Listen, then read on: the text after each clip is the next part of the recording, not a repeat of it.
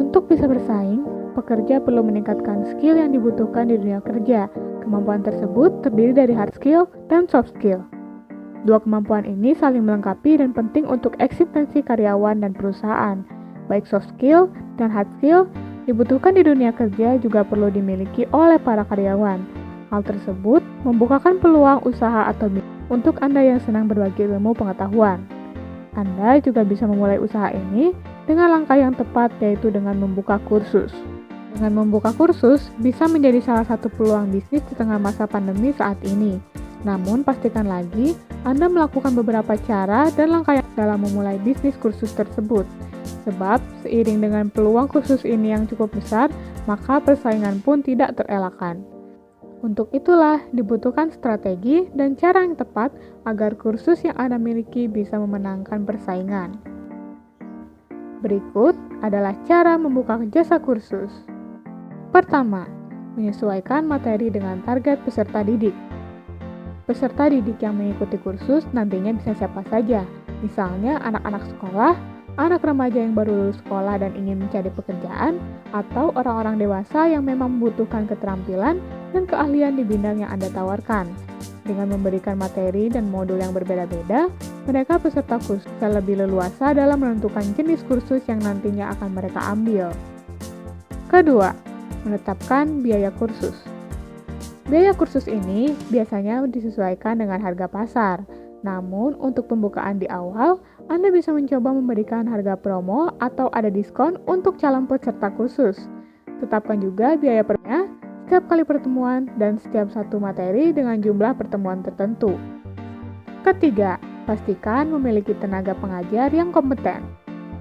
Anda juga harus mempersiapkan tenaga pengajar yang kompeten, supaya hasil dari didikannya juga berkualitas. Pilih para pengajar yang memiliki skill, pengetahuan, serta kompetensi di bidangnya secara keseluruhan.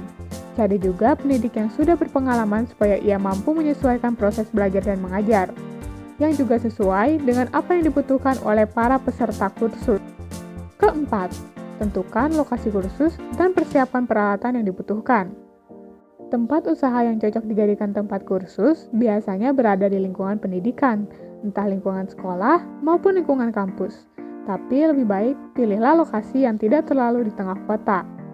Setelah memiliki lokasi yang dirasa cocok, jangan lupa siapkan berbagai peralatan penunjang yang memang dibutuhkan untuk kebutuhan kursus. Namun, memang saat ini sulit untuk mendapatkan lokasi yang strategis. Belum lagi biaya yang cukup mahal dalam menyewa tempat dan memberi peralatan-peralatan yang dibutuhkan. Solusinya adalah Anda bisa membuka kursus secara online agar lebih mudah dan tidak memerlukan biaya yang cukup banyak. Apalagi kursus online juga sedang diminati dan disoroti oleh masyarakat. Bagaimana cara untuk membuka kursus secara online? Anda dapat menggunakan LMS. Apa itu LMS? Anda bisa cek video kami sebelumnya. Singkatnya, LMS adalah perangkat lunak yang dirancang untuk membuat, mendistribusikan, dan mengatur penyampaian konten pembelajaran. Sistem ini bisa membantu para pengajar untuk merencanakan dan membuat silabus, mengelola bahan pembelajaran, mengelola aktivitas belajar para siswa, mengelola nilai, merekapitulasi absensi para siswa, menampilkan transkrip nilai, dan mengelola tampilan e-learning. Karena berbasis digital, selain memudahkan para pengajar dalam merencanakan proses belajar online, LMS juga memudahkan siswa untuk mengakses konten pembelajaran dari mana saja dan kapan saja. Salah satu LMS buatan Indonesia adalah Munef. Apa saja yang bisa Anda dapatkan dengan menggunakan Munef? Yang pertama, user interface yang mudah digunakan. LMS yang bagus pasti akan menyajikan antarmuka atau interface yang menarik, mudah diakses dan dipahami oleh para penggunanya. Pengguna LMS tidak akan merasa kebingungan saat menggunakannya.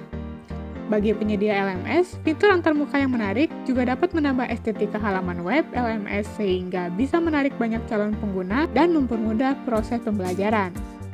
Kedua, pendaftaran online. Fitur pendaftaran merupakan fitur yang wajib dimiliki sebuah LMS.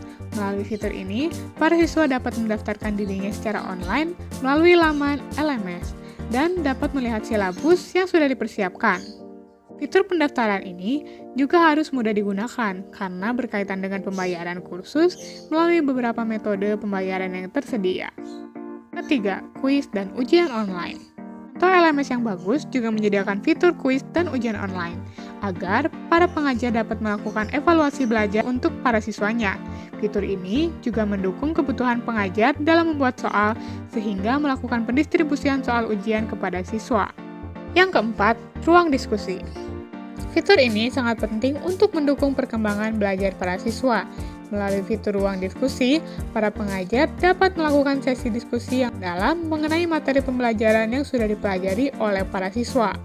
Ruang diskusi ini juga turut membantu komunikasi antara pengajar dan para siswa agar pengajar dapat mengukur sejauh mana pemahaman para siswa mengenai materi yang sudah diberikan.